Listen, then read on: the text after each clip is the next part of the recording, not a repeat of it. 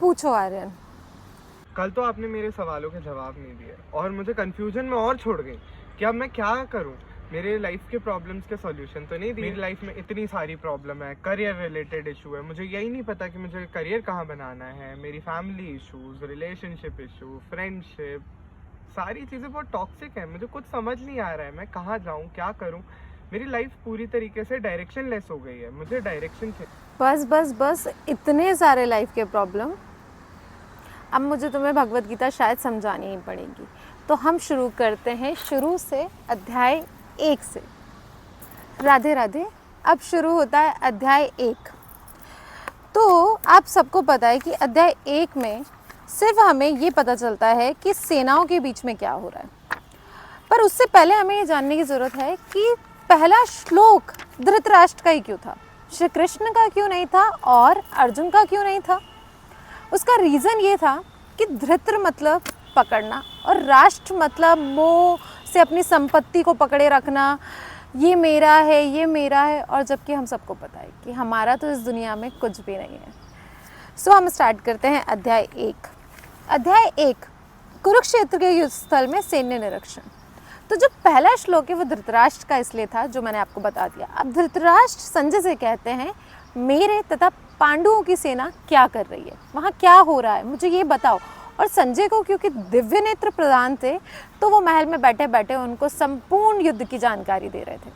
तो उन्होंने बताया कि दुर्योधन अपनी सेना के बारे में बता रहे हैं और ये बता रहे हैं कि हमारी सेना कितनी विशाल है और पांडवों की सेना कितनी भीम के होते हुए भी कितनी सीमित है। वो ये भी बता रहे हैं कि अब युद्ध स्टार्ट होने वाला है और पिता भीष्म अपना शंख बजाने वाले। जब पिता भीष्म अपना शंख बजा देते हैं तो सामने की सेना, जहाँ पांडु थे, जहाँ पर हमारे श्री कृष्ण थे, श्री कृष्ण ने अपना शंख बजाया।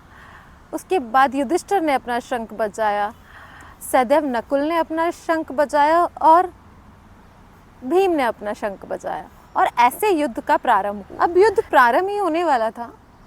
पता नहीं अर्जुन को क्या होता है, उसका मन विचलित होता है और वो श्री कृष्ण से कहते हैं, हे मधुसूदन, मेरा रथ इन दोनों सेनाओं के बीच में ले जाके खड़ा कर दो। क्योंकि श्री कृष्ण उनके सारथी थे, तो उन्होंने उनकी बात सुनकर रथ को दोनों सेनाओं के मध्य में लाकर खड़ा कर दिया। और जब वो मध्य में रथ खड़ा हुआ तो अर्जुन अपने सामने अपने परिवार को देखकर मोहग्रस्त हो गए। उन्होंने देखा कि यहाँ पर पिता भीष्म हैं, जिन्होंने उन्हें बचपन से पिता का प्यार दिया है। सामने द्रोणाचार्य हैं, जिन्होंने उन्हें धनुर्विद्या सिखाई है। सामने उनके भाई हैं। वो देखकर बहुत ज़्यादा भावुक हो गए और भावुक होकर श्री कृष्ण से कहने लगे, हे प्रभु, अगर हम ये युद्ध जीत भी जाएंगे तो हमें हासिल क्या होगा। हमने तो हमारा परिवार खो दिया। मुझे इतनी धन संपत्ति मिलने के बाद भी मेरा मन तो दुखी रहेगा, क्योंकि मैं अपने परिवार से दूर हो चुका हूँगा। ऐसे राज्यपाट का हम क्या करेंगे जहाँ पर इतने सारे लोगों के पति जा चुके होंगे। इस युद्ध में कितनी सारी महिलाएं विधवा हो चुकी होंगी। ऐसे राज्य का क्या करूँगा जो राज्य दुर्बल हो जाएगा। ऐसे राज्यपाट का हम सब क्या करेंगे जिस राज्यपाट पे हमारे ही अपनों का खून लगा होगा। उन्होंने ऐसे बहुत सारे सवाल श्री कृष्ण के सामने रख दिए, जैसे आर्यन ने सारे क्वेश्चन मेरे सामने रखे। बस परेशानी सिर्फ इतनी है कि अगर आप अर्जुन बनेंगे तो श्री कृष्ण बन के हम आपको गीता समझा सकते हैं, पर तब समझा सकते हैं जब आप अर्जुन की तरह इस भगवत गीता को आप बिना तर्क वितर्क करे समझें।